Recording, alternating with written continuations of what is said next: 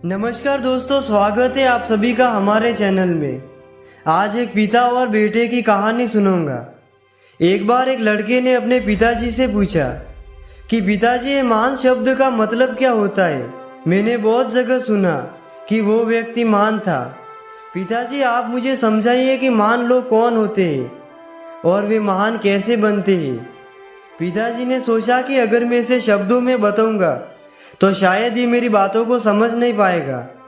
इसीलिए उन्होंने एक तरीका सोचा और उन्होंने अपने बेटे से कहा कि चलो 2 पौधे लेकर आते हैं। एक पौधे को अपने घर के अंदर लगाया और दूसरे को घर के बाहर लगा देते हैं। पौधे लगाने के बाद पिताजी ने अपने बेटे से कहा कि तुम्हें क्या लगता है, इन दोनों में से कौन सा पौधा बड़ा होगा और सुरक्षित रहेगा? बेटे ने कहा कि पिताजी, ये भी क्या पूछने वाली बात है। जो पौधा हमारे घर के अंदर है वो सुरक्षित है और वो ही बड़ा होगा, जबकि बाहर वाला पौधा वो तो बिल्कुल भी सुरक्षित नहीं है। उसे बहुत सारे मौसम झेलने होंगे, उसे कोई जानवर भी खा सकता है। भला वो कैसे बड़ा हो सकता है? पिताजी शांत रहे और कहा कि इसका जवाब मैं तुझे वक्त आने पर ही दूंगा। बेटा पढ़ाई करने के लिए बाहर जाता है और जब वो कुछ साल बाद अपने घर आता है तो वो सबसे पहले अपने घर के अंदर वाले पौधे को देखकर बोलता है, पिताजी, मैंने कहा था ना, इस पौधे को कुछ नहीं होगा, ये सुरक्षित रहेगा।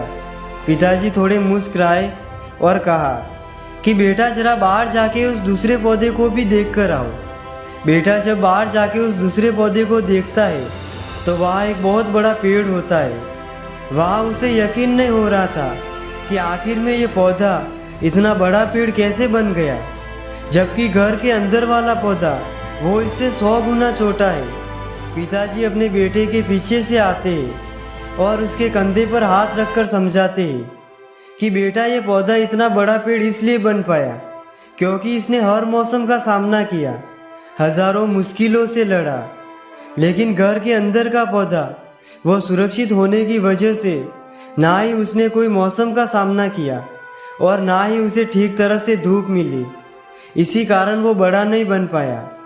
याद रखना, इस पेड़ की तरह दुनिया में वही लोग महान बन सकते हैं जिसने हजारों मुश्किलों का सामना किया हो, और जो अंदर के पौधे की तरह जीवन भर सुरक्षित रहने की सोचोगे तो वो कभी महान नहीं बन पाएगा।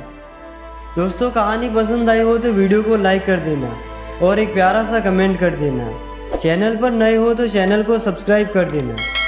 धन्यवाद दोस्तों, फिर मिलते हैं नई कहानी के साथ।